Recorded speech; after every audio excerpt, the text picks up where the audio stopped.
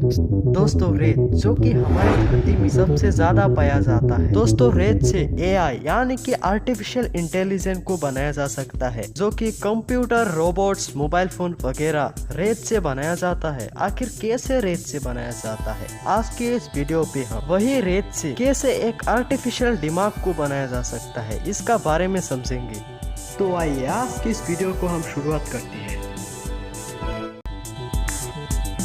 दोस्तों यानी कि प्रोसेसर जो कि हर इलेक्ट्रॉनिक कंपोनेंट पे लगा हुआ होता है, जिसका थ्रू से कंप्यूटर, मोबाइल फोन वगैरह ऑपरेट होता है। प्रोसेसर के बिना एक लैपटॉप, कंप्यूटर या स्मार्टफोन वो ऑपरेट नहीं हो सकता है। जो कंप्यूटर, मोबाइल फोन्स वगैरह का जो प्रोसेसर होता है, इसको बनाया जाता है रेत से। जी हाँ दोस्तों, आपने सही सुना है, रेत यानी कि सैंड से बना होता है। आखिर कैसे बनाया जाता है, आज की इस वीडियो पे हम वही समझेंगे। आखिर रेत से कैसे प्रोसेसर को बनाया जाता है। दोस्तों प्रोसेसर बनाने का जो रॉ मटेरियल होता है वो है सिलिकॉन, जिसको रेत में पाया जाता है। सिलिकॉन डाइऑक्साइड या सिलिकॉन से बना होता है, इसलिए रेत में सिलिकॉन पाया जाता है। दोस्तों अर्थ का क्रस्ट से सबसे ज्यादा निकलने वाला दूसरा एलिमेंट है सिलिकॉन।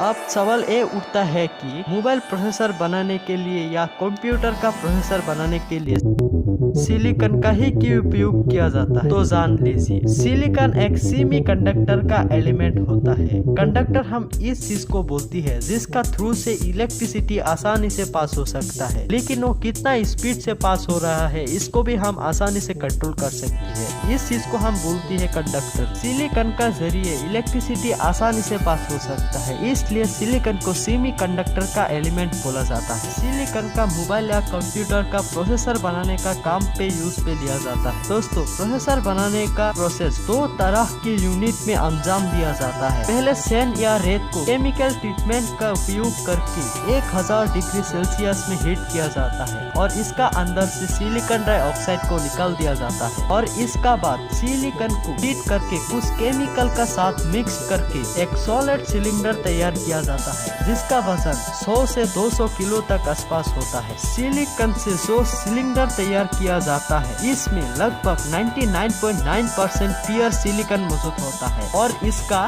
पतले पतले लेयर्स को काटा जाता है, जिसको हम वेफर्स कहती है। एक बार काटिंग का काम हो जाने के बाद चिप को अच्छी तरह से पॉलिश करके स्मूथ किया जाता है और उन कंपनियों में पहुंचाया जाता है जहां पर चिप मैन्युफैक्चरिंग का काम होता है। अब बारी आता है दूसरी फैक्ट्री की। दोस्तों जब किया जाए दूसरी फैक्ट्री की, तब इस वेफर्स के ऊपर बिलियन ट्रांजिस्टर को बनाया जाता है।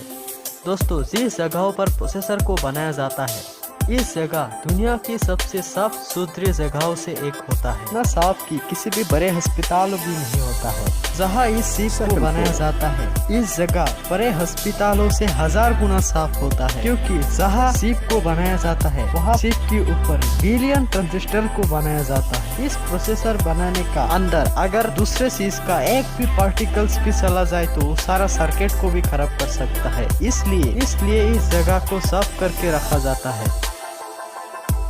दोस्तों अब फाइनली उस वक्त आ चुका है वेफर्स को प्रोसेसर में बदलने का प्रोसेस। दोस्तों इस यूनिट में वेफर्स के ऊपर एक सिलिकॉन डाइऑक्साइड का लेयर्स को चढ़ाया जाता है और इसके बाद फोटो सेंसिटिव केमिकल का भी लेयर्स को चढ़ाया जाता है। इस फोटो सेंसिटिव प्रोसेस को सरल भाषा में फोटोलिथोग्राफी भी कहा जाता है। सबसे पहले चिप का जो डिजाइन क्रिएट किया गया था उनको वेफर्स पर बनाया जाता है। इस प्रोसेस को अल्ट्रा वायलेट लाइट के थ्रू से अंजाम दिया जाता है, यानी कि इसका ऊपर से अल्ट्रा वायलेट लाइट को गुजारा जाता है। उसके नीचे लेंस भी लगा हुआ होता है, जो कि पूरा लाइट विंग को छोटा करके एक स्पेसिफिक पॉइंट पर फोकस कर देता है। अब समझने की बात यह है कि जहाँ जहाँ अल्ट्रा वायलेट लाइट का रेंज पड़ती है वहाँ का फोटो सेंसिटिव केमिकल सोल्यूबल हो जाता है और जहाँ अल्ट्रा वायलेट लाइट नहीं पड़ता है वहाँ का जगह हार्ड ही रह जाता है। अब बारी आती है इस वेफर्स को एक सॉल्वेंट पे डुबाने की प्रोसेस। इसके बाद सोल्यूबल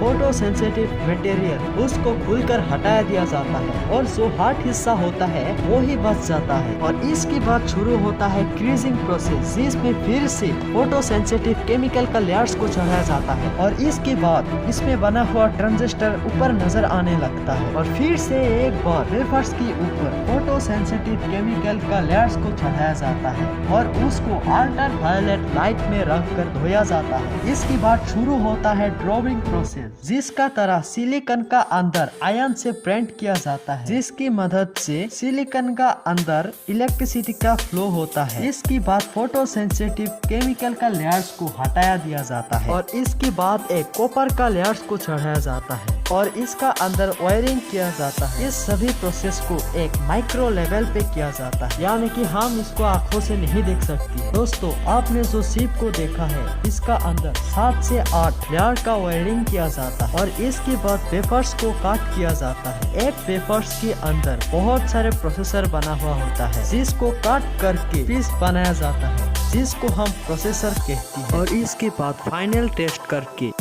इस प्रोसेसर में प्रोग्रामिंग किया जाता है और इसके बाद प्रोसेसर को मोबाइल या कंप्यूटर का कंपनी में पहुंचा दिया जाता है और इस प्रोसेसर से मोबाइल या कंप्यूटर का कंपनियों ने मोबाइल कंप्यूटर बनाने का काम पे उपयोग करती है।